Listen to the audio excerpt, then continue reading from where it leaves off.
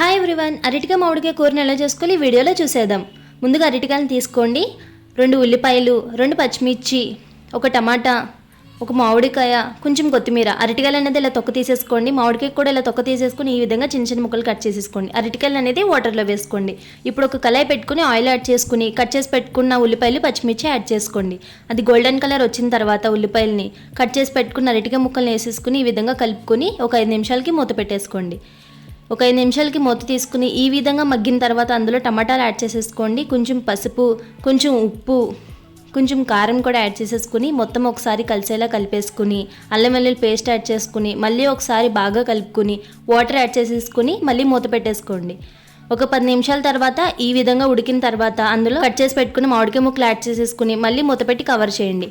ఒక 10 నిమిషాల తర్వాత మన కర్రీ అనేది రెడీ అయిపోతుంది. కొంచెం కొత్తిమీర జల్లుకుని సర్వ్ చేసేసుకుంటే అరటికాయ మామిడికాయ కర్రీ రెడీ. సబ్స్క్రైబ్.